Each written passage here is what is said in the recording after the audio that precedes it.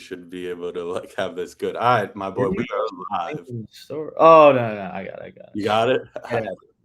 We're live. I'm just gonna drop the link on my page as well, and then we're gonna get cranking.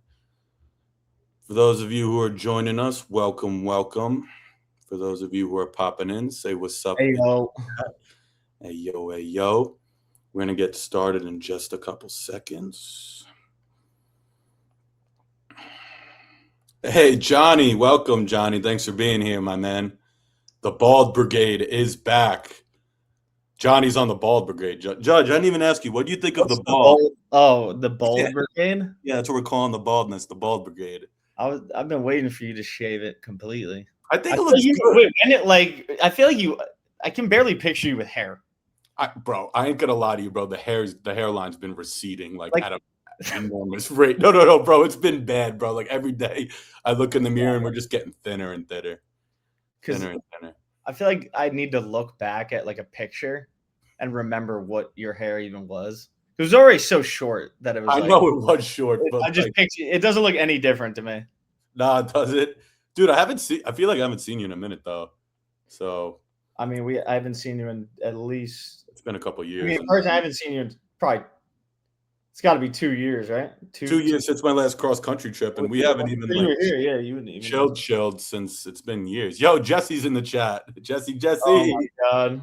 Yo, honestly, bro. So like, this is like the best small forward of all time. All right, bro, Jesse, thanks for being here. All right, wait. I'm trying to actually see the chat. Can you not see the chat? I don't know where to see it. Oh, let me see if. How do I look at the chat? There's a way you can see it, I think. Or maybe I got to make you. Nope, I got it. You got it. All right, beautiful. Okay. So, all right, Jesse. Oh yeah, of course. Yeah, and then what up, Suave? Suave is my boy from Massapequa. What up, Suave? Suave. All right, what up? Yeah, all right, we're getting some people in here, rallying the troops. So, you like the shirt, bro? Dude, I'm a huge Mario Kart dude. Yoshi, I'm actually wanted to get like the Yoshi egg tattooed on me for the longest time. I swear to God, on the top of your head. Yeah, dude, right here, right on the fucking logo, bro. Right on the Pomsky, bro. But yeah, we'll get started in 1 sec, my boy. I'm just getting this one last link up. Best Mario baseball character, hands down. Yo, Yoshi is goated, bro. Okay, Yoshi's like, he's like the best. Like all around, and he's got that fire special. But let's be honest, like Bowser's an automatic home run. Bowser, dude, Bowser's actually an auto home run. Like no one's beaten. You can't be better than Bowser. No, Bowser got that dog in him. Yeah. All right, so we are gonna get started. Judge, check your phone. Oh my God, Aaron! No, he's starting already. Oh, he's trying to roast me on my phone outside the group chat. No, I know he's gonna be sending you like memes and clips. Aaron, you know we're designating 15 minutes of this whole entire podcast. Elite outfield glove plus speed. I agree, Suave. I agree. Wait. Let me see that. Where is it? He said Wiggler from the left side, elite outfield glove plus speed. I think he's talking about Yoshi. Oh, I forgot. Oh, okay. I thought he was talking about the character Wiggler. Or he might be. I think Wiggler's an unlockable character. Is he? Huge Mario baseball guy, by the way. That is like. That's a pull and a half. Rankings, like baseball game rankings. I got Mario number 1, and then 2 is Slugfest, if anyone's ever played that. Ooh, Slugfest is a banger. Slugfest is top tier. MLB The Show sucks. I know Aaron's in here, and he like literally cries about that game every day. That game's terrible. Aaron, I'm going to send you another glitter bomb. Wait, Aaron sent you a glitter bomb? All right, yeah. So, oh my God. So, tell the story first before we get cranking. Yeah, tell the quick story. Okay. Yeah. I get a package. I don't even know if I saw it was from Aaron because I feel like I would have suspected something, but I don't even know. I get a package. It's in a cylinder. And I was like, what the fuck is this? Open it up. And I'm like trying to twist the cap off. It's tight as hell. I'm like, what the fuck? Like, and I'm aiming it directly at my face too. I'm literally looking like ready to look inside the package. Like the worst possible scenario to do. I undo it. Fucking shoots glitter bomb in the shape of cocks. Just one went down my fucking throat. Literally just, it was I was actually choking on a glitter bomb dip for like. All right. Well, and that note, welcome to episode 14 of Navigating the Noise. Aaron, please send me that link when you get a chance, because I have some packages to send to some people as well. But I want to give a big shout out to my friend here who's joining us today. Today's guest is someone who I've known for a long time. We went to college together. And back then, he was always one of those people who, I guess it's fair to say that he was just a little different. Funny without trying, creative without forcing it, and definitely not built for the normal 9 to 5. After college, while a lot of us stayed comfortable in New York, he packed up his life and moved to Los Angeles to chase a career in media and film. No guarantees, no safety net, just belief. And a lot of people didn't believe in that move. People doubted him, questioned him, and some probably even counted him out. But what I respect most about my guest today is that he never stopped betting on himself. He stayed consistent, stayed funny, stayed hungry, and he kept showing up when nobody was watching. Now he's building something real in a space that chews people up every single day. And this episode, this episode is about risk, doubt, persistence, and trusting your talent when the odds aren't in your favor. I'm proud to call him a friend. I'm excited for you all to hear his story.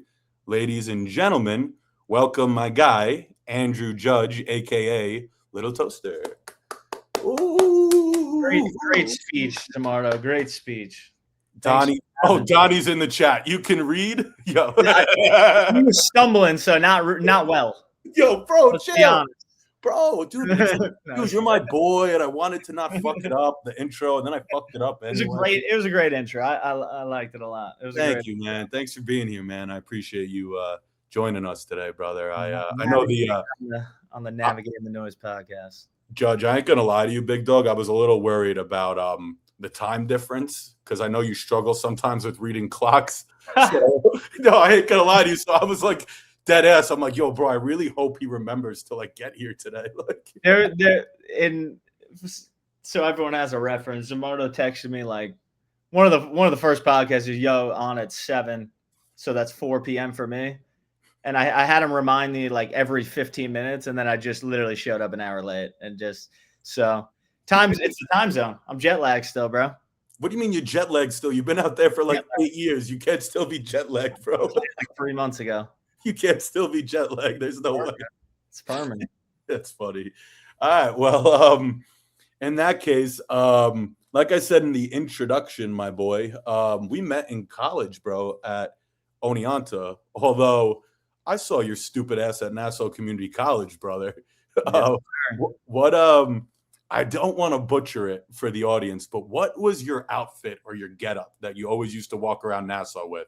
It was what was it? It was the pink bag? What was it? So, yeah, all right. So I would wear pretty much the same exact thing every day. I'd wear pajama pants, which I'm actually still wearing. I'm wearing pajamas right now.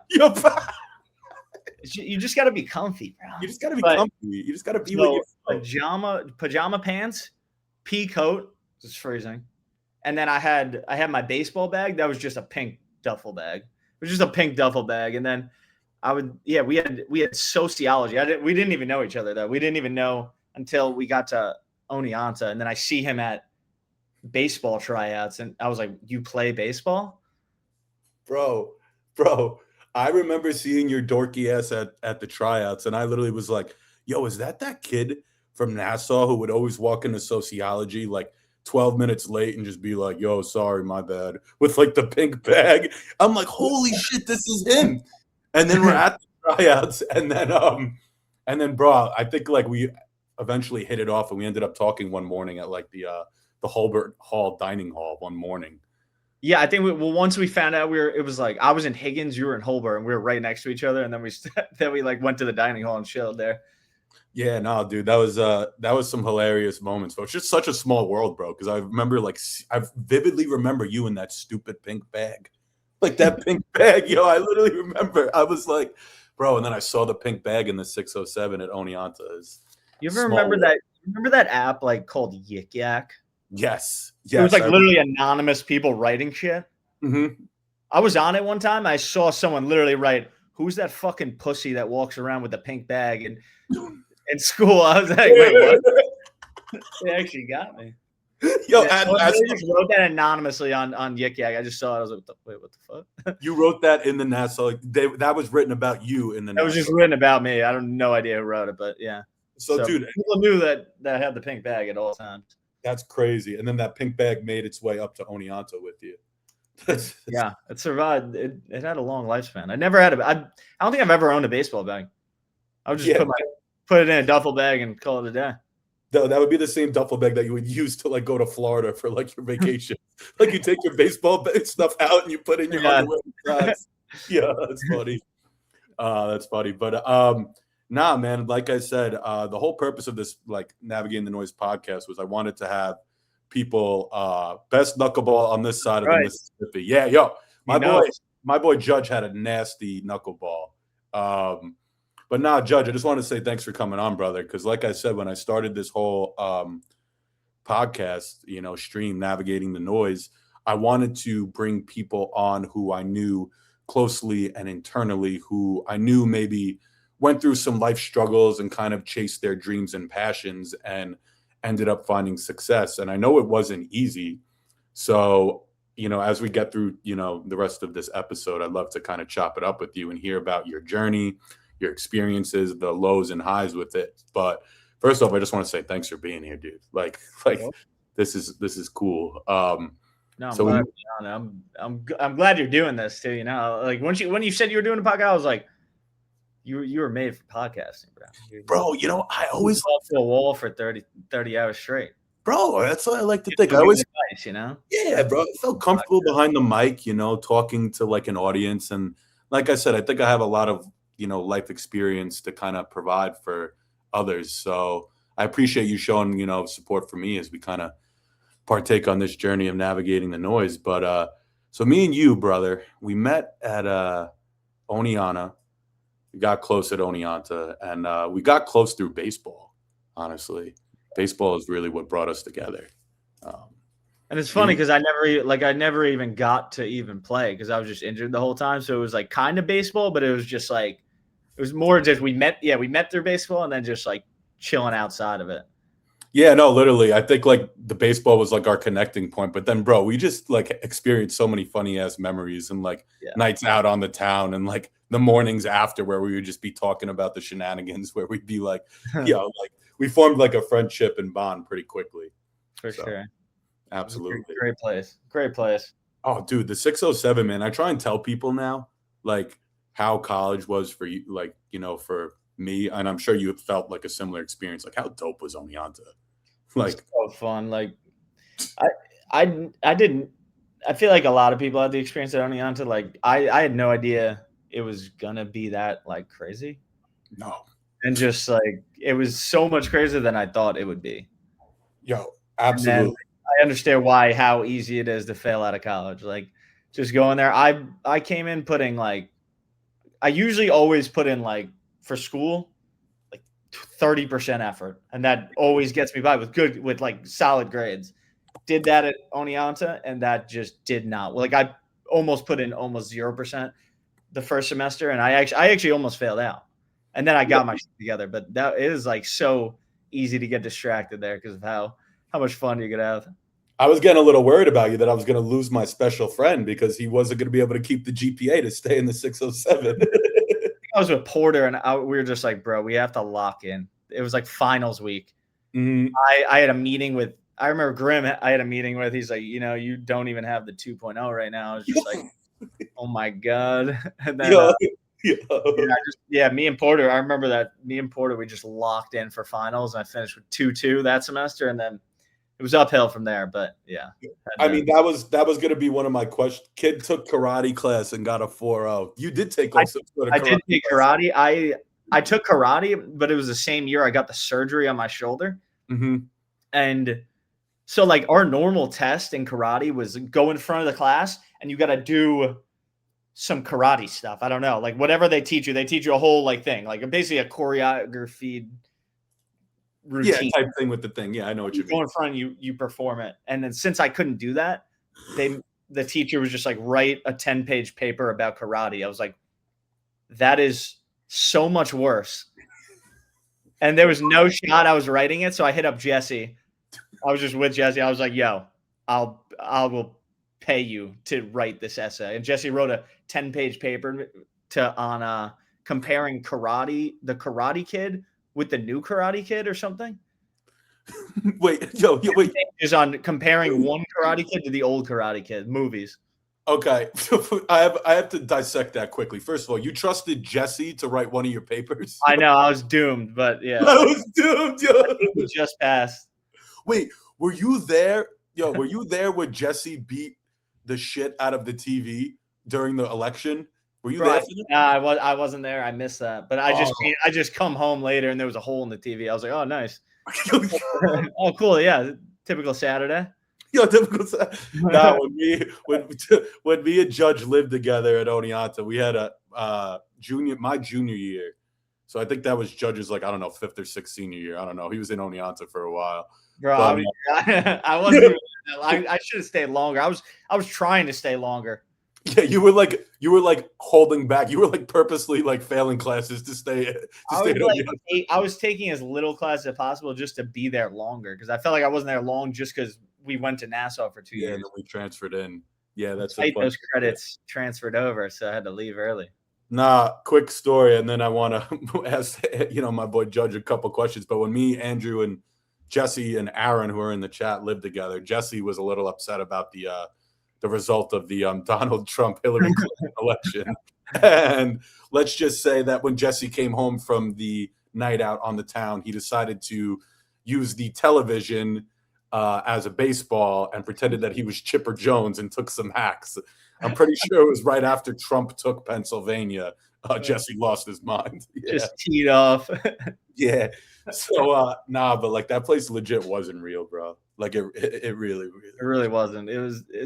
It's insane to just go to school. Like I remember my senior year, and anytime you want to hop in, just like start asking questions and not. Yeah, of course. Let me know. But like, I remember my senior year. I feel like that's the year you got to take some of your harder classes, right? Mm-hmm.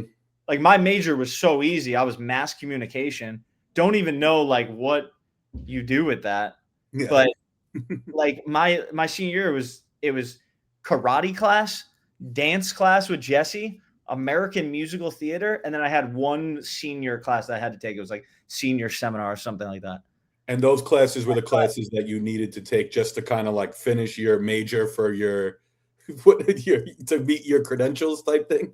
Yeah, but it was like, that's crazy that my senior year, it's like I'm taking 3 electives. I swear I would take 3 electives every semester. I don't know how you're allowed to do that. College is pretty easy.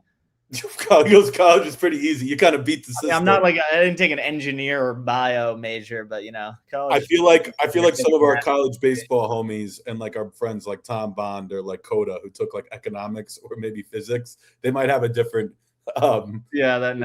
mindset on what college was like for them. I mean, listen, we made it work though. We made it work. We weren't like the best students, but we got by. That was my whole thing in school. It's like I got no passion for school. Like I didn't care about anything I was learning, and it was just like I knew anything I was learning was not going to be anything I did. Yeah.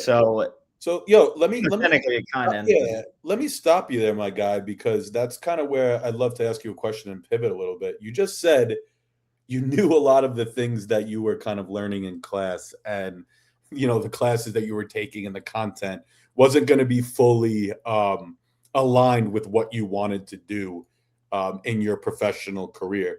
I guess what I wanted to ask you is, when I introduced you to the group that, is watching live and that are going to be watching afterwards on YouTube, I said that you're pursuing and successfully pursued a career in media and film and video.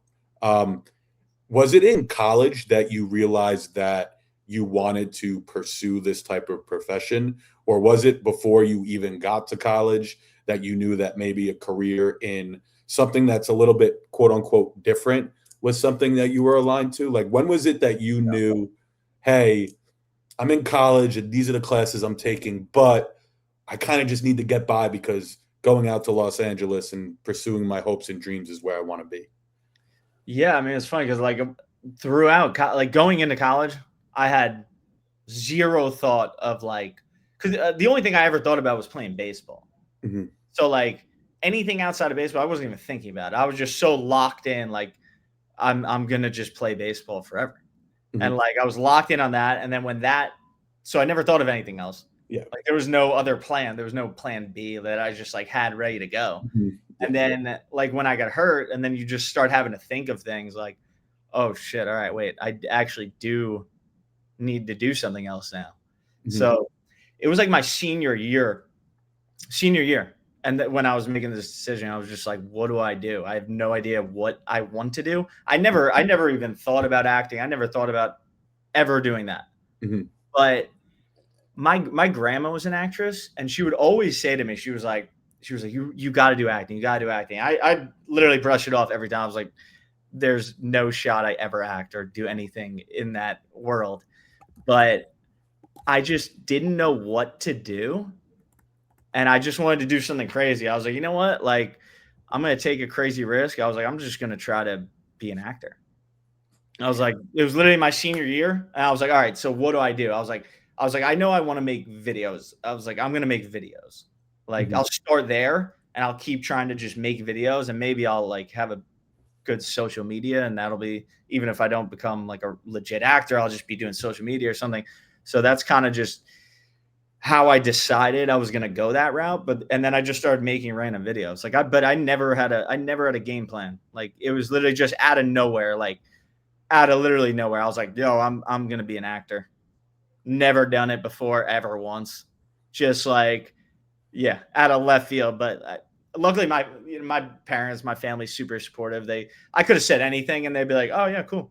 So you could have been like, you could have been like, I wanted to be a professional panda bear, and I wanted to walk around the jungle and eat leaves, and they would have been like, Andrew, we love you, we're proud of you. They'd be okay, yeah. What zoo do you want to go to? Yeah, what zoo do you want to go to? Well, get in there, yeah. It really didn't. Yeah, anything I said, they'd be down. But it was, yeah, it's weird, just like saying you're gonna do something and then like that you've never done before, and be like, oh, this is gonna be my career now. I don't know where to start. So it was pretty wild at for sure to like jump into it. But yeah, I never had a game plan about it. Like just wow. So like one moment you were kind of just laying in bed, late night thoughts, like just ordered some Sal's cold cheese pizza or Tino's cold cheese pizza, and you were like, you know what, screw it, I'm gonna go act. That's some, yeah, kind of exactly that. Honestly, that takes some balls, brother, and that takes some guts, and that takes some commitment. Yeah, because I was just like really like just going down the list of just jobs, and like I was like, I don't want to do that. I don't want to do that. I don't want to do that. I was like, okay, so I'm just homeless. I'm just not working. I'm just gonna be unemployed. Yeah. Like, I don't know. And then I just settled on that. I was like, this is something that's possible.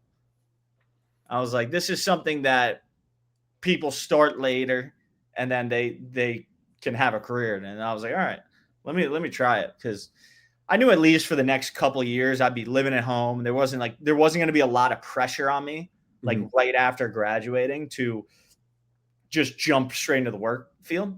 Of course, I kind of luckily just, I got to spend the next couple of years just like trying to make videos and get into that field and see if I like it in general. And once I started doing it, once I started making videos, and I just had so much fun with it that I was like, all right, yeah, I'm gonna keep doing this. And like, yeah, once I had my mind set on it, I was kind of just all in. So once you kind of like reached that moment of clarity in your mind where this was like, this is what I want to do, like I'm just gonna go for it. Yeah, I was like, once I told people I was like, I'm just gonna be an actor, I was like, well, now I have to. Mm-hmm. I was like, now I can't just nod and give up. Like I'm a risky person. I'll take crazy risks, So like I really, it wasn't intimidating for me that how little of a chance of it to become successful in the field, because I was just like, I mean, the other career choice that I had prior was being a professional baseball player. So it was like, okay, this might even be a little easier.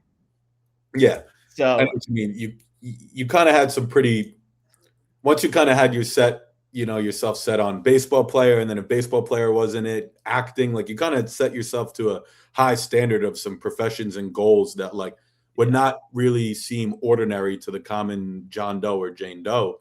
yeah, So I guess my follow-up question to that would be, all right, so you're sitting there, you make the decision. All right, I'm gonna go get my ass out to Los Angeles, and or if whatever the case may be, however it went, you tell people, hey, this is what I want to do. I am Andrew Judge and I want to go be an actor. You said your family was super supportive and that they had your back immediately, which I think is super important and like very heartwarming. And I met your family before, so it makes sense that they're, such great people and that they have faith in their son. But what did other people say to you? Like, what did the homies say to you? Like, friends say to you? Like, did people kind of question you a little bit in the beginning? Like, yo, Andrew, what are you doing? Like, do you think this might be the best route for you to go? Like, what was people's initial reaction? Because remember, like, you're in a time difference right now. You're in Los Angeles and I'm in New York. So, like, you eventually had to make that move across the country to pursue your passion and dreams. But in the very beginning, that moment, what did people say? What were they talking about? I mean, for me, like from my memory, it's just like all my friends were kind of just on board with it. Like they're Mhm. just like, yeah, that's dope. Fucking do it. Like it's probably one of those things where your boy says that and you're just like in your head, you're Mhm. like, that's insane. Uh that yeah, okay, that's wild. But like Yeah. all my friends are super supportive of it. And like luckily I had a good like a really good group of friends that were always like just they I always said I was going to be super successful. So like Mhm. I don't think it like shocked them in any way. Like it's yeah, like they were always on board. Like no I never had a friend like that was like or like a good friend that was like, "Yo, what are you doing?" Like that's crazy. Like none of my friends were like reacted like that at all. It was just like, "All right, cool. He's going to start making videos and yeah, and that's it." So it was I mean, that definitely helps, it's I can imagine how much harder it would be if like I were to say I'm doing something like that, and then like your friends and your family aren't behind you on it. Mhm. Of And then course. I mean, it's just easier to doubt yourself going into it, especially because you're like, because I don't even know if I'm good at acting yet. I'm like, I'm gonna suck when I start, but so there's gonna be, but yeah, it's like, luckily I just always had supportive people by my side Mhm. that definitely just allowed me to just stay confident through it. And like all my friends like helped me when I was making videos and stuff. I'd be like, "Yo, I need you in a video. Need you to help film a video." Like everyone was helping me out, and yeah, it was just like, yeah, I never really like. I feel like the people that are looking at me like I'm crazy, or just like people looking on the outside that I'm not like super close to, but like know me and just like, what is he doing? Yeah. Like, So, like, what what are you he's up just to? making these shitty videos, right? Like, what is he doing? I'm just posting every day, but like out of nowhere too. It's like I could definitely see, it wouldn't be weird to look at that and be like, yo, what's he doing? Yeah, right. You Like think from he's gonna like be an actor or something? Like, and it's so foreign for like people like I mean, we're not like me and you, we weren't losers in college. Like we had social lives, and we like went out and like we got drunk and like we ate omelets that were like 3 days old. Well, I did. yeah, Yeah. yeah, I don't know if I did that, but yeah, you No, did. I did that. But I guess what I'm trying to say is like it's not like we're like bums. So for you to then like I guess we kind of come from like a good and like we're blessed to come from like a good social circle and we had friends growing up and we were athletes. So we were always around people that were successful. But I think even for people like us, like I remember me, bro. Like I of course supported you as much as I can, but I even remember, bro, like because we took our first you took my cross country travels with me across from Los Angeles to New York. So for the viewers that are watching, um Andrew, wait, yeah, so I don't want to like butcher the story, but so you went out to Los Angeles a couple times to kind of like feel things out and kind of like feel out what might work and might not, and then you came home, and then you eventually made like the final move to go to Los Angeles? Yeah. So Okay. yeah, it kind of was just like I've been doing videos at home for a while, and I'm just like, all right. I was like, I kind of want to start collabing with people. I was like, I want to work with other people that are doing this. Like, who else is doing this? And like, I want to collab with people. So it was actually fun. My friend Pete, he was like, he had an opportunity to go out to LA for like a work thing, Mhm. and then he was like, I was literally just like, I'm coming with you, and then we'll stay in the same spot, and then I'll just go figure it out. Like I was just like, Wait, that's what you said? You were just like, yo, I'm a ride with you, Pete. Get me to Los Angeles. And then once my feet are on the ground, like, let me be a peacock, spread my wings, and like, I'm going to go get it. yeah. I was just like, all right, I'm gonna figure it out. And then also during that time, I made a video that was like a parody of The Bachelor.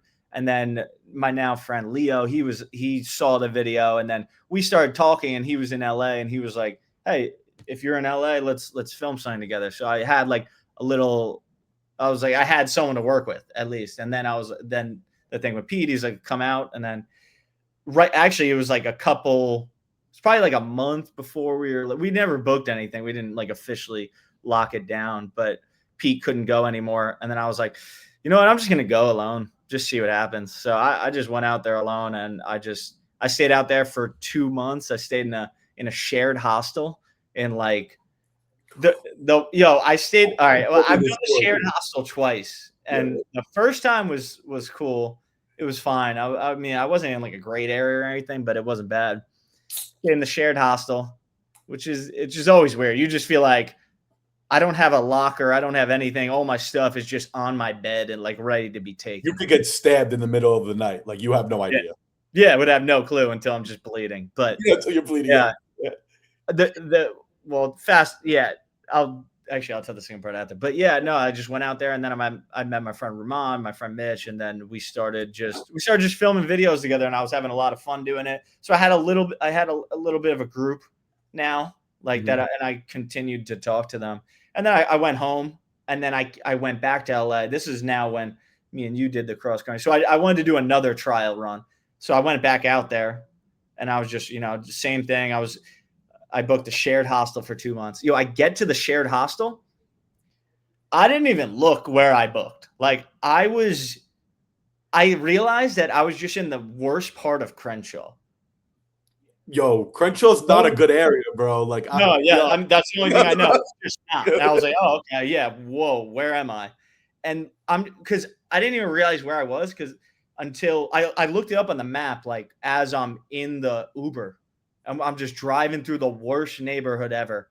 Just broken down auto mechanics, like people just robbing bicycles in front of you. I was like, yo, where am I, bro? And I get to the door, looks nothing like.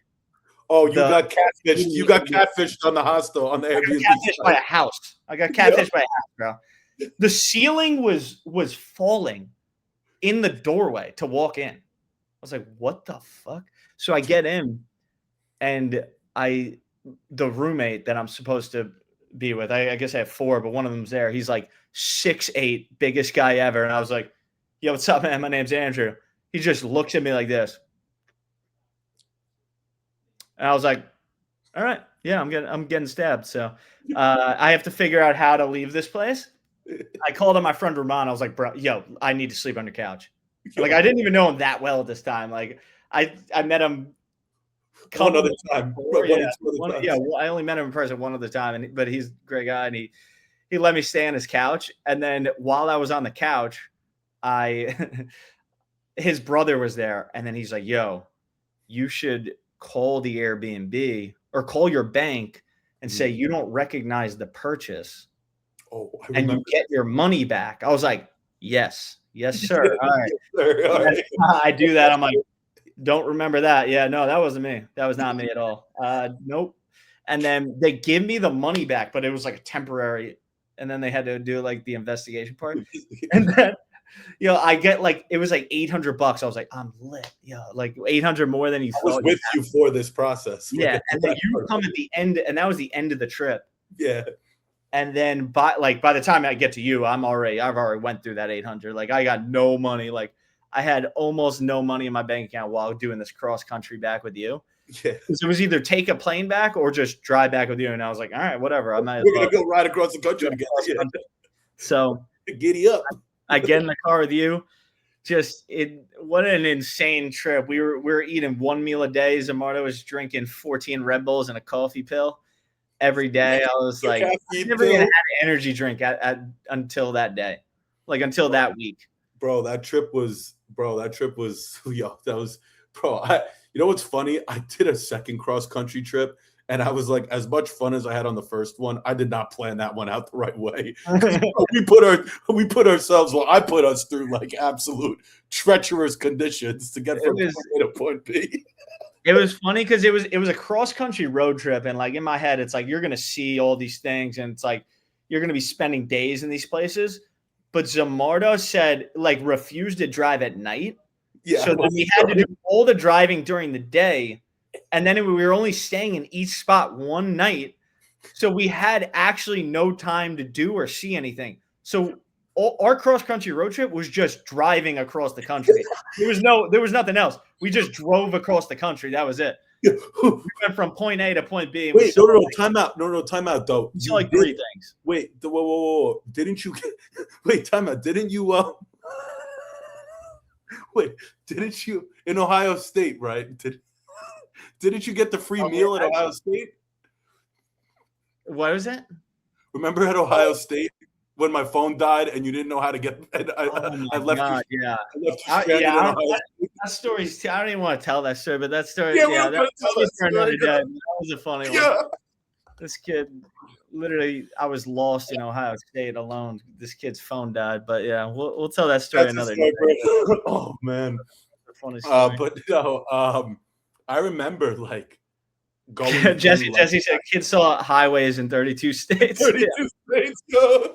Yeah, how was the cross country road trip? I saw like a brick. Yeah, I-38 was great. I-38 was concrete. I saw stone. I saw pavement. Yeah, it was great. Yo, bro, I planned that fucking ride back so poorly, bro. Dude, my body was having withdrawal from caffeine when I made it back because like you were like scratching your neck in between Red Bulls. Yeah.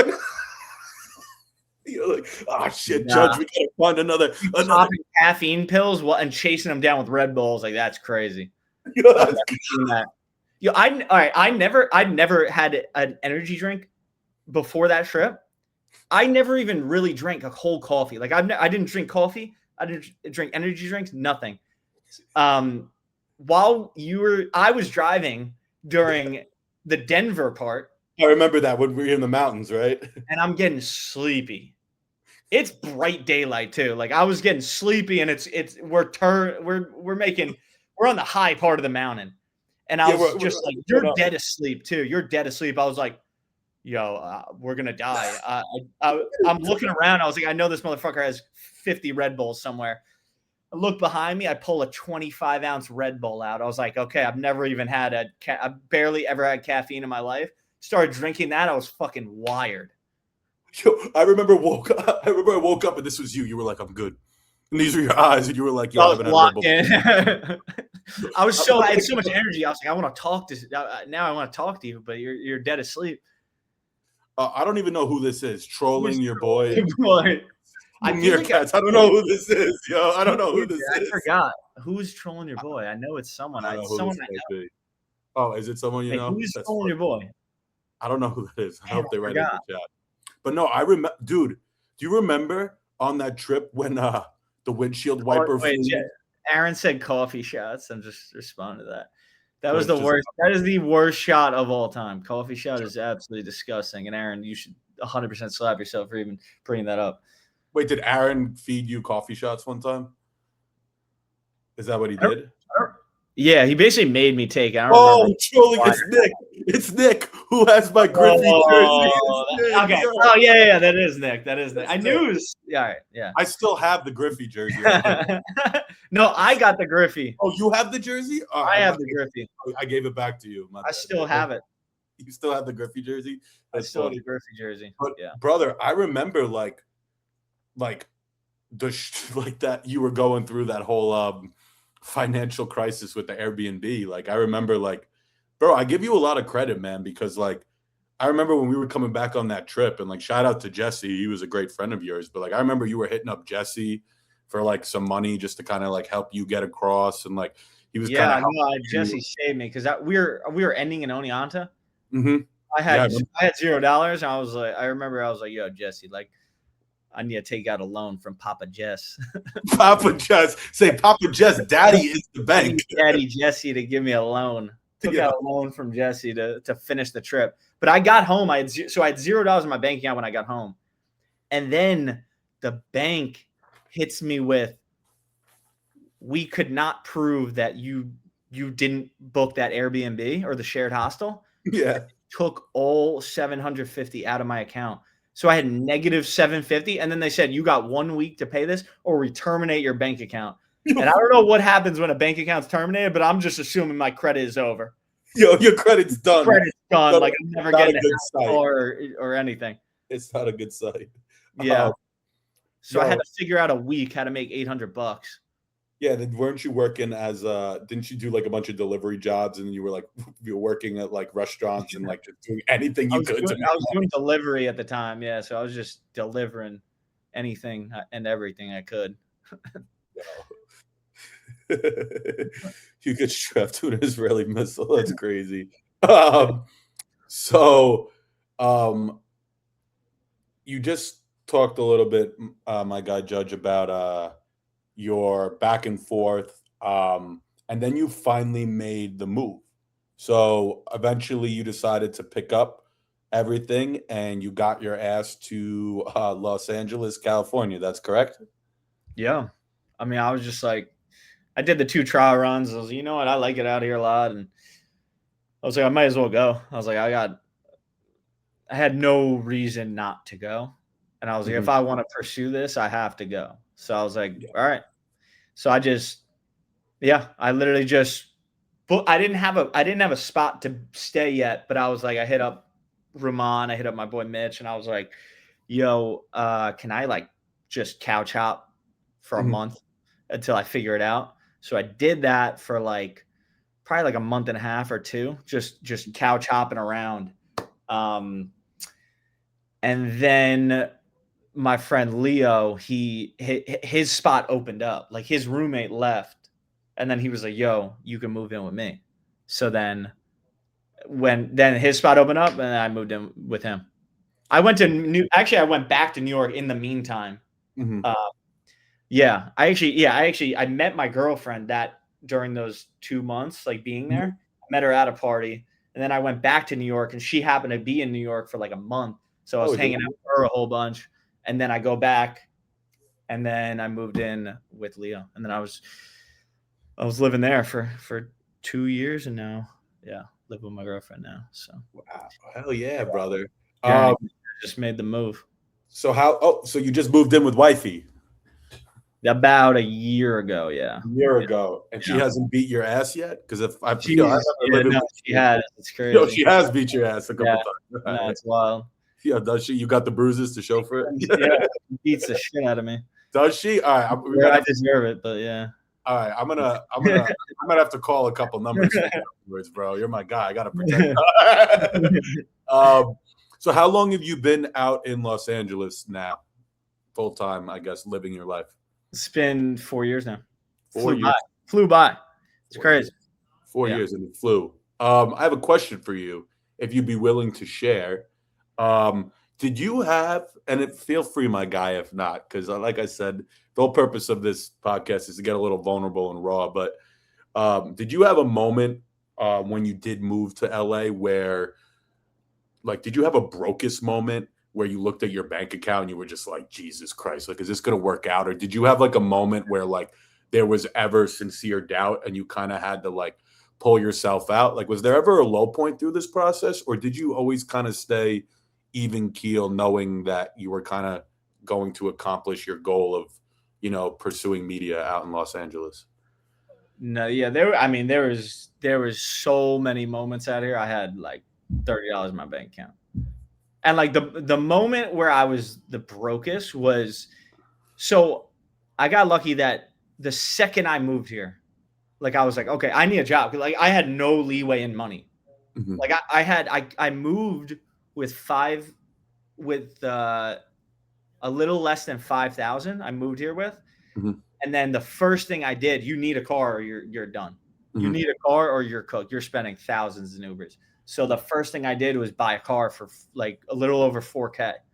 The Yeah. same car that's on the Instagram story with the catalytic converter stolen. Oh, yo, I was about to say, you're selling the car with the converter Yeah, stolen? yeah. I know. Like, someone take it. I just need to move it. I have a new car now, but I just need that car gone because it's getting parking tickets. You then scrap it. Go scrap it for like a I know. couple. I'm calling up junk places, but I need them to, give me something. I actually opened the door. I'll continue what I was saying before, but I opened the door today. I was literally asking for like $1,000 for this car. It Yeah. was a good deal. Open the door today. Mold on the seats. Because I left it in the same parking spot outside for like 4 months. Haven't looked at it. Mold everywhere in the car. Yo, you I what? opened it. And I think I lost 3 years of my life. I breathed in so much mold. It was like, and now it's just chilling there, getting parking tickets and molding. Jesse said Dirty Mike and the boys might be in there soon, bro. Yeah, Yo, Dirty Mike and the boys are the ones that jacked. yeah, I was my about to say, Jesse, I'm pretty sure Dirty Mike and the boys already made a couple 2-3 appearances in his car. Yo, I've been robbed 3 times out here in my car. yo, okay, yo, maybe we should make sure what was I saying? All right, what was I saying? Well, first of all, we should probably make sure you sell the car before we release this episode that there's mold all in it. Before I know, yeah. I know. I was like, do I tell people that it's molding, or do I just sell and they find out? I think we just sell it. Then we'll wait to release the YouTube. But yeah, continue what you were saying. It was going for 1,000. Now the price dropped to $750 after seeing the mold. Not to see the down mold. $250. That's fair enough. Yeah. All right. So what was the question? It was like, what was your lowest or brokest moment, or did you have any feelings of like this might not work out? Like, I might die because I have no money, or like I'm broke as hell. Oh my God, yeah. No, it was like every week, but not like. So all right, there was a whole switch. So I'm doing this. I'm doing my own social media still. I'm just trying to make YouTube videos. I was kind of like lost for a little in what exactly I wanted to do. Because remember I started doing the rap thing too at a point. Correct. Toaster, that's how Little Toaster came out. So I was kind of just like switching up a lot of like what I wanted to do. I was like, what do I love to do the most in this field? And I was like, because I started out, I was at a point I was making a video a day and I did that for like 250 days. I made a video every single day. So I made one video a day for 250 days straight. And it was going well. And I was like seeing some growth and everything. And like TikTok was cool. But I just started like, I was kind of just making stuff for views at that point. So it wasn't any, like the videos I didn't even care about. I was just like, post on to the next, boom. Next funny idea I could think of, make it, post it. So like there was no really passion in any of the things I was making during that time. And then I just kind of I started not liking that. And I was like, what do I want to do? And I started doing the rap thing for a little bit. I was having fun with that. But then it got to a point I was like, well, you know what? I don't actually want to be a rapper. And then I started. Well, your bars are trash, so it's a good thing that you probably listen to my songs in the shower, bro. I never listened to you. I never did that. I promise. I heard you crying to Vegan in the shower. I never cried to Vegan. I only cried to Miley Cyrus. Okay, that never happened. But I was like, I was just going back and forth between a bunch of things, and then, but I didn't know, like, even though I was making all these videos, I didn't really know that much about like cameras or filmmaking in general.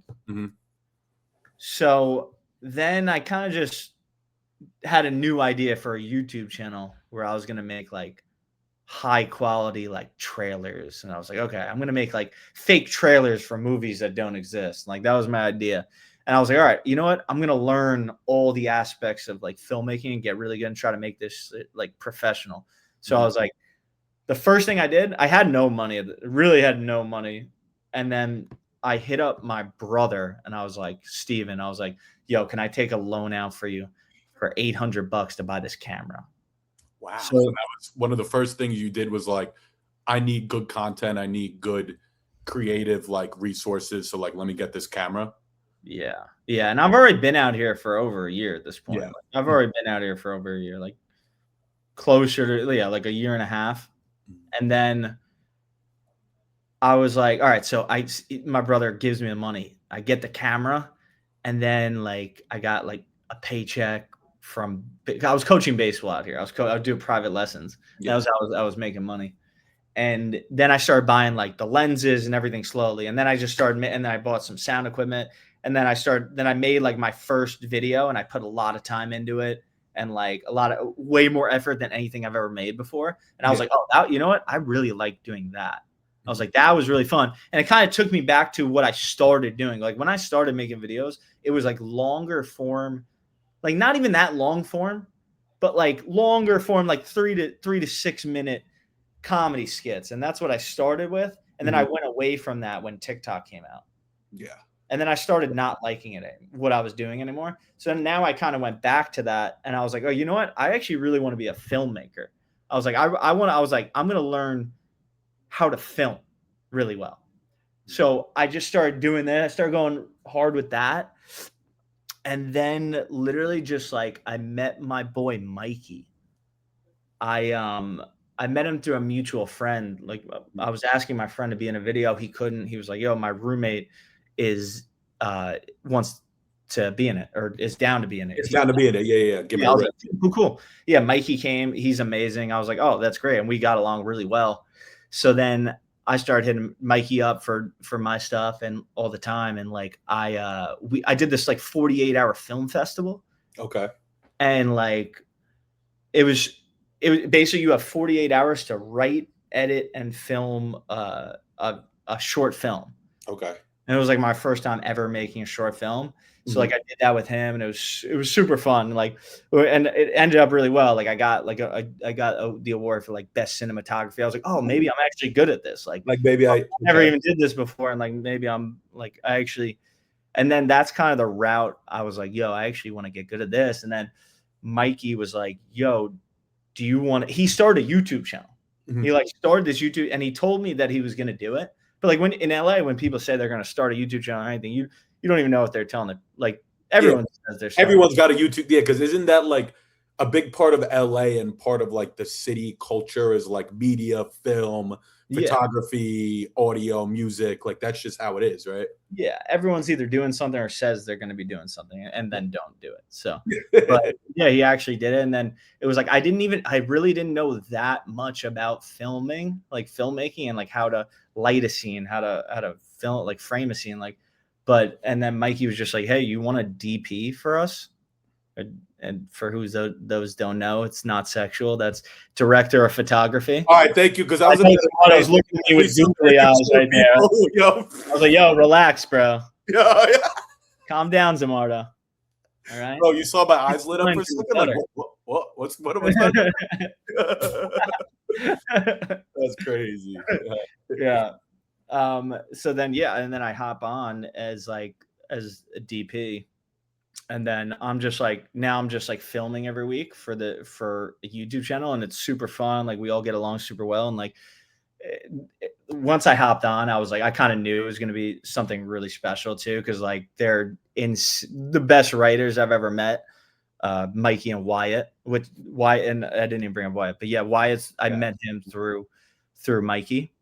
And like the first day on set is when I met Wyatt, and like, yeah, they're unreal writers. And like, after filming the first day, I was like, oh wow, yeah, this is gonna be huge.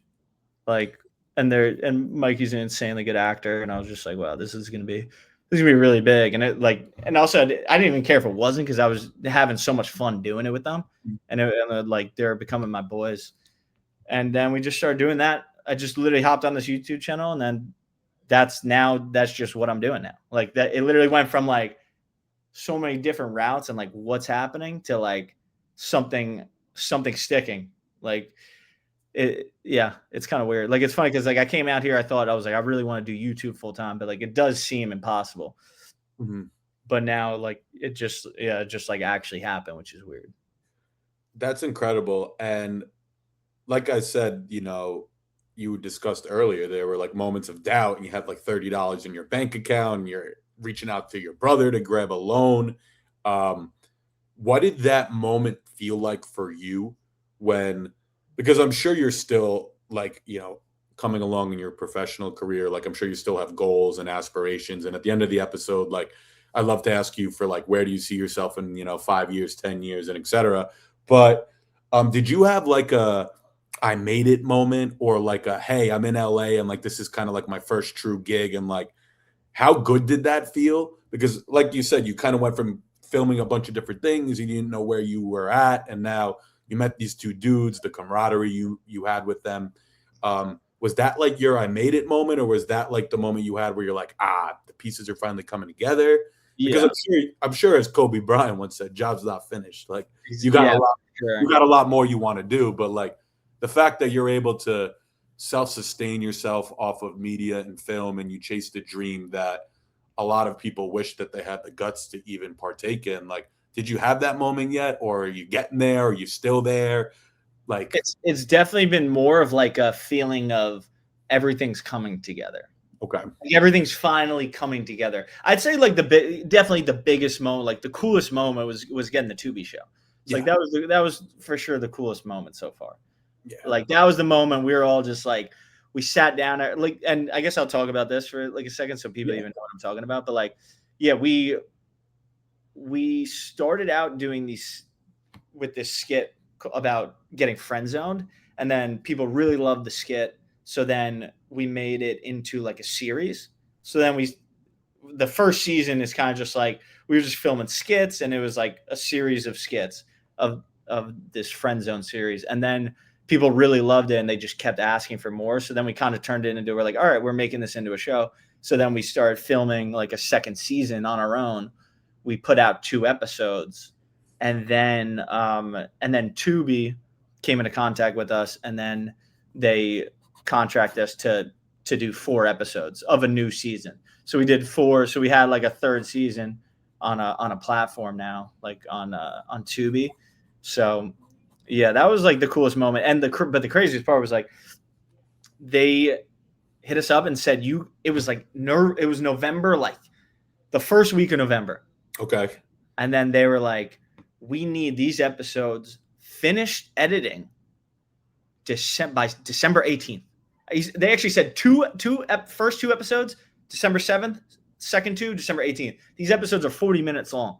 yeah. I was watching. Yeah, I was So watching. like, but they weren't even written. They weren't even written yet. So like, it was crazy. Like Mikey and I wrote these episodes in like 5 days, and like still writing as we start filming. And we're just it was just the craziest grind. It was literally every single day, like 20 hours or more. Some days we were pulling all-nighters, just trying to get this out by the deadline. And then we finally, like, we didn't even know what we were doing till the end. Like by the end, we were just like, wow, all right, that was actually really cool. Like that was definitely the biggest, like, all right, we did something really special moment. Yeah, For sure. But like it's really, this whole past year has been like, wow, like things are really actually coming together. So it's like kind of cool to have that feeling, because it was like, I've been making videos for 8 years, 9 years. mm-hmm. So it's like year 8 or 9 is like when things finally started to click. And for anyone who's trying to make something or start a channel, it's like, just know that you could blow up in year 1, but it can also take 8 years, 9 years. And like, if you just stick with it, like something's gonna click. Like I just had the mindset of like, I wasn't gonna give up on it. Mm-hmm. So like I was gonna figure it out. And I got lucky. Like I got lucky that I met Mikey and Wyatt, like, for sure. But when you do the right things for a while, then some luck can fall into your lap. But you just got to keep sticking through it. Absolutely. I guess that you kind of like stole an answer to like a question I was going to ask Yeah, I you. can read your mind, buddy. Yeah, you're pretty good at that. I feel like you've known me for a couple, 2-3 years now. But I guess my question was going to be like, what would you say to someone like me who, like who's just started out this podcast a couple months ago, or is anyone who is willing to start a new passion, a new hobby, a new career that might not be completely with the grain and might be a little off the beaten path? Like, what would be your elevator pitch or 2 to 3 sentences piece of advice to someone who might be in that situation? I mean, first thing is literally just start.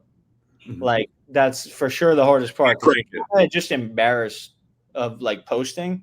Because like, what are people gonna think? Like, you're just randomly saying that you're just gonna make videos or just have a podcast like a million other people, and like people are gonna judge you for it. But like, just the first thing is just post something. Like, just make that content. Just start it, whatever it is.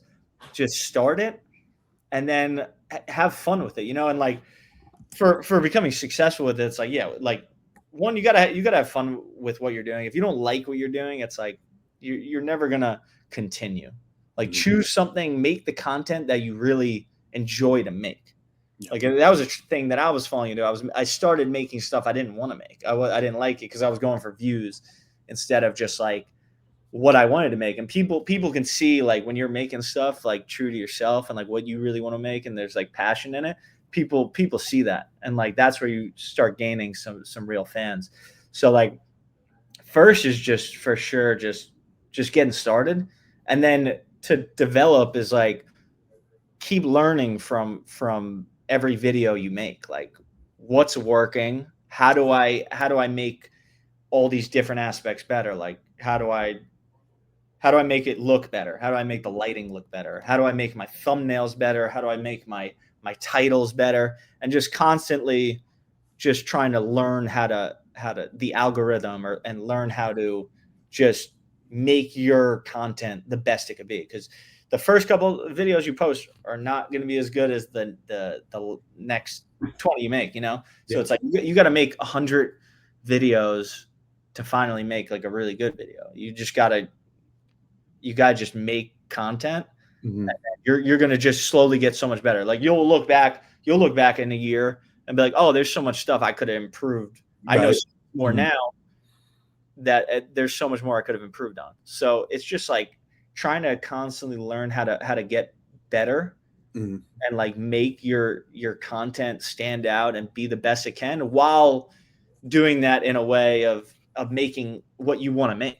Like, not just chasing an algorithm and changing your content for going at an algorithm, changing your content.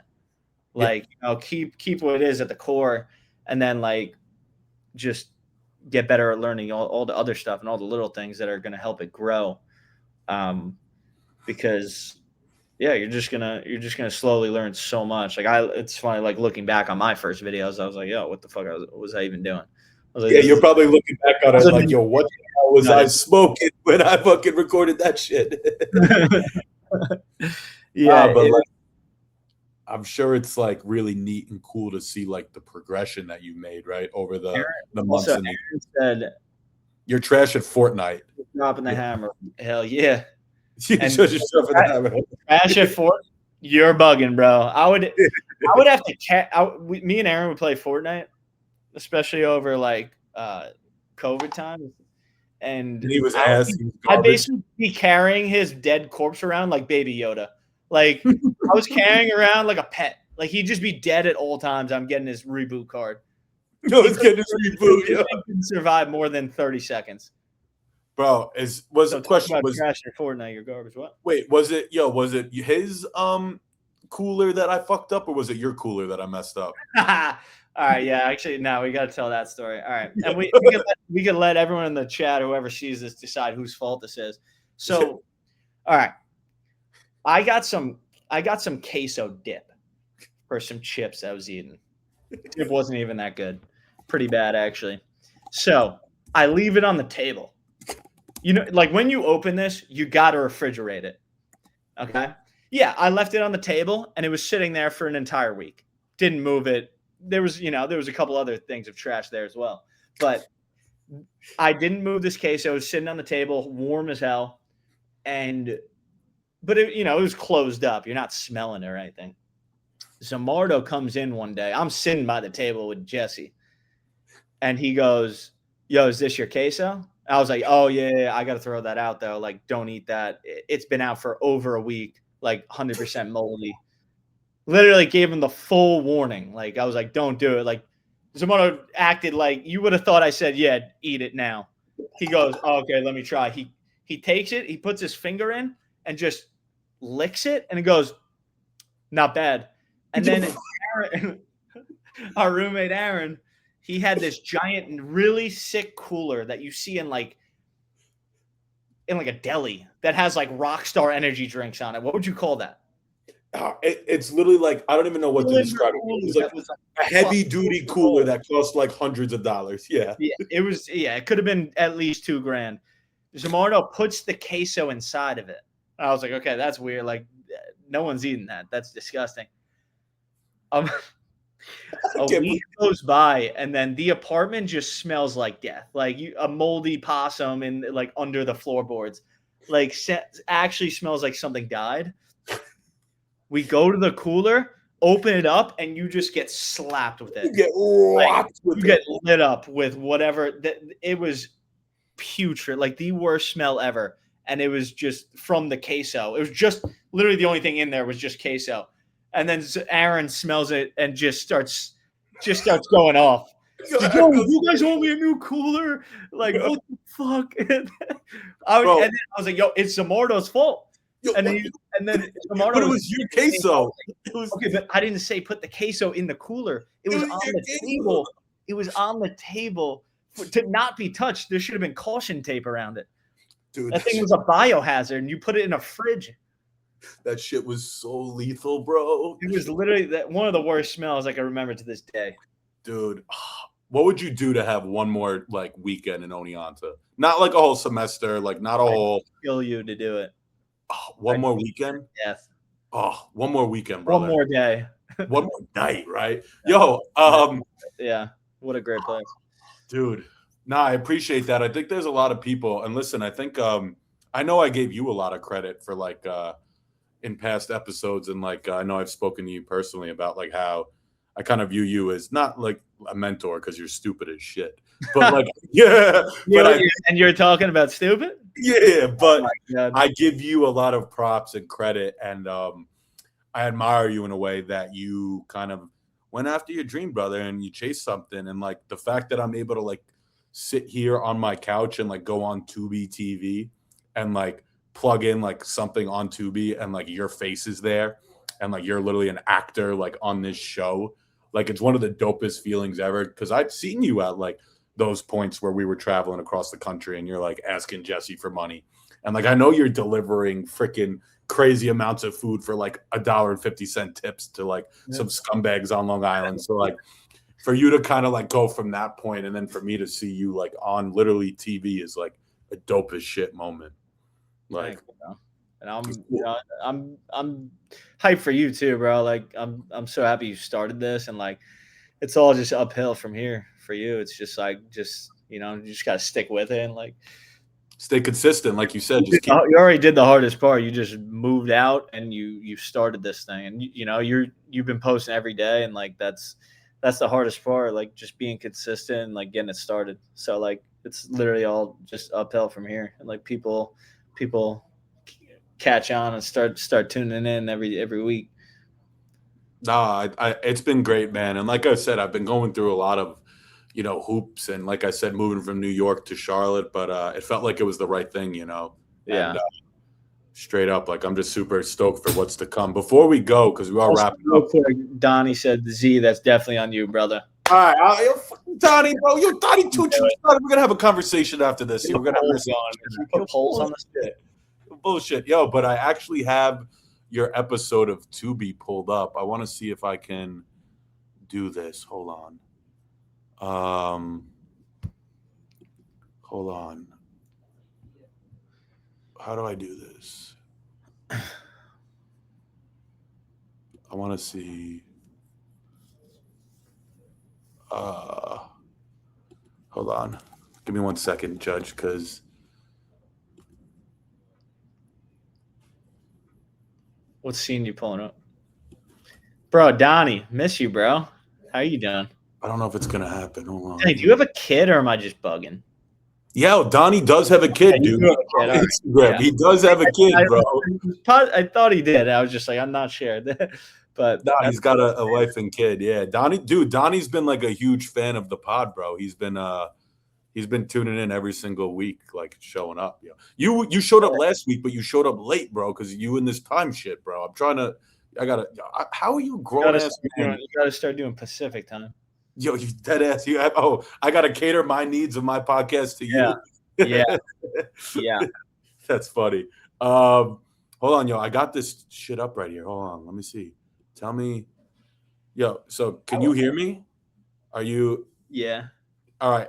Am I sharing the screen? Is Friend Zoned on right now? Yeah, I see it. All right, cool. So for those of you who are watching, I just pulled up the scene from I think this is episode 1. Yeah, this is a throwback. We filmed this when did you film this? we filmed this one like a year and a half ago, maybe. Oh, was that long ago? Okay. Yeah, maybe a year, something like that. All But right, yeah, cool. this is like like we didn't even know this was gonna turn into a show at this time, which is funny. Yeah, so this was like the very beginning, right? This is when it was like starting to get more serious. Like people started to it started to catch on. Like this is I think technically, like This is the fourth one we filmed. Gotcha. This scene's funny. So do you want to paint the backstory for the viewers before I click play? I don't know if I'm sure you remember a little bit. Basically, Mikey is date. All right, so this girl right here is Claire. Okay. Her and Mikey were always best friends. Mm-hmm. And Mikey's always been obsessed with her. Okay. Always been in love with her. And then Mike always gives her like a whole bunch of attention and just like is obsessed with her. And then Mikey finds a girlfriend. Okay. And then Claire is just like, actually, I don't like that because I like when you're obsessed with me. So she's kind of trying to ruin that relationship. Ruin the whole ordeal. And, yeah. Mikey's dating this girl, Emily. And at this point in it, it's, I guess the episode before they had a little like Emily doesn't like this girl. Emily doesn't like Claire at all. Mm-hmm. And Claire invites Mikey and Emily to her birthday party. And they basically get there. Like Mikey convinces Emily to go. They get there. There's no one there. They're like, what is this? And then Emily's ex walks in, which is Ricky, me. So Claire invited Emily's ex-girlfriend to her birthday party. And then it's just it basically just becomes a 4-person skit between us 4. So that's the backstory. Yeah, I'm gonna take a second to play this. I think it should work. All right, I'm just gonna play this. It's just so funny. Did you two date? Yeah, we dated. Pretty hard, actually. Oh my god! I swear I had no idea. We're actually like casually hooking up. It's very low key. So. There it is. So you're not that single, really. Why does it matter? It doesn't. It doesn't matter. Oh no! I'm single for like the right person, if that makes sense. Really? Does that make sense, Mikey? Just single for the right person. Okay. Oh my gosh, Claire, you're just. Who the hell is this guy? I'm Mikey. Nice to meet you, Ricky. I'm Emily's current boyfriend. Yeah, you look like a boy friend. What does that mean? Very boyish face, boyish body.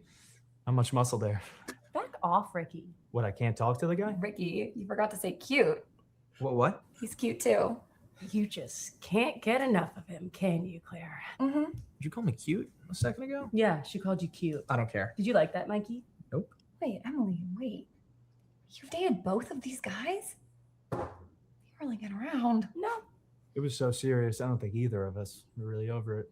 Emily, are you okay? Mm-hmm. I'm so sorry, Emily. I totally understand if you want to leave. I'm fine. Let's celebrate you, Claire. Okay, fine. Yay. Yeah, let's celebrate the birthday of the girl I'm currently dating. Casually. You hear that, Emily? I'm getting some too. You're not the only one who's moved on. So good to see you, Ricky. So good to see you, Ricky. So good to see you, Ricky. Oh, that's some great Oh, stuff. that was a fun little scene. No, that was some funny stuff. I literally was sitting there, bro, like on the couch. I wasn't kidding. I was telling you before the episode, my boy went to work and then got home from work, and I was watching all day. Yeah, that's You said- amazing. So they said we could find you on Tubi, right? On Tubi TV. Yeah, go on Tubi, look up Friend Zoned, and it'll be there. Head Go over check- to Go check it out. Tubi. Go Hell check yeah. it out. Fun little watch. Just If you mind me asking, like, do you have any other?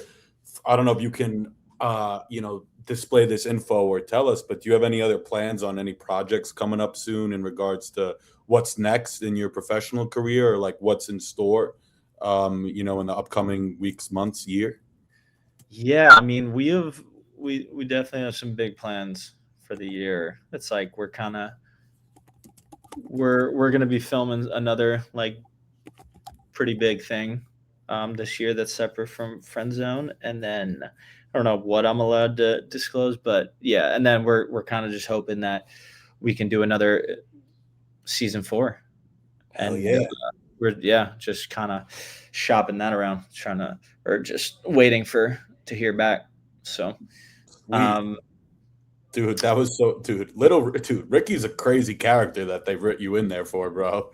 Ricky gets crazier as the season's Bro. going. Dude, I don't want to disclose and give up too much information on what Ricky gets himself into, but Ricky's a freaking yo. Ricky needs to be team. Ricky's a Gets wild. Nah, it does, bro. All right, I got a couple rapid fire questions for you before we go, because we are a little bit over. Like I said, we ain't really, strapped to too much of a time, leeway here. But I do got a couple rapid fire questions for you before we head out.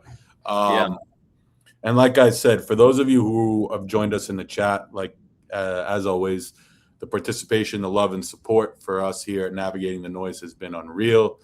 Like I said, we're 3 months in, we're building brick by brick, and we're just getting started. But Judge, thanks for being here, bro.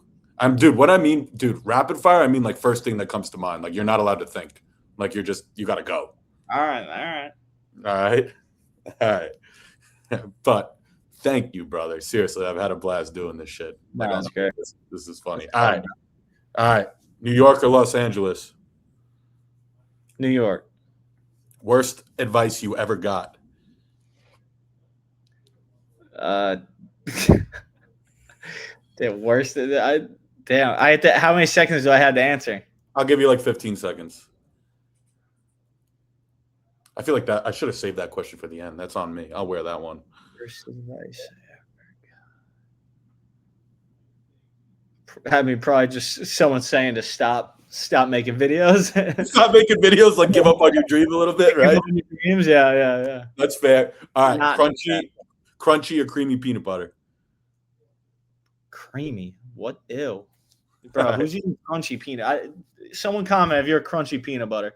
I'm blocking you. Comment if you're a crunchy peanut butter guy or gal in the chat. Bro, I don't need Winter my and peanut summer. butter to be crunchy. You need it. I'm putting it on a cracker already. It's like You it's already got already. it. What did you say? What was your Winter question? or summer? Winter or summer? Summer. Easy. Yeah, crunchy Okay. peanut butter is nasty. Yeah. Just Fake Christmas trees or real Christmas trees?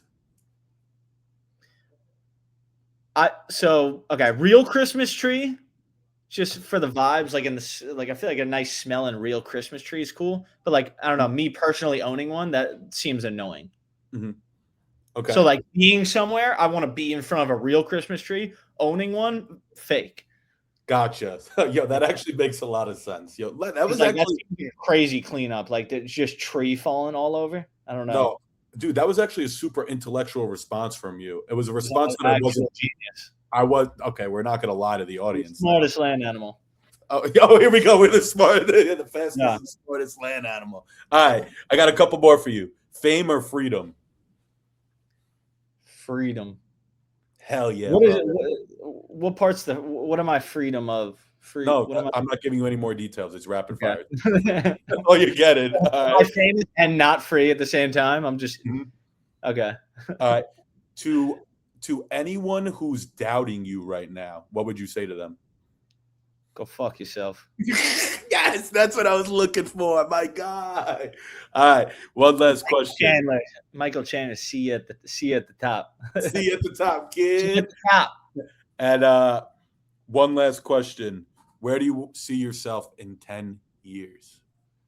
I'm making big movies for Big sure. movies. That's dope as hell. Big movies, big TV shows. Big movies. Be all big over your TV shows. screens. Oh, yeah. Producer Andrew, Little Toaster Judge. Yeah.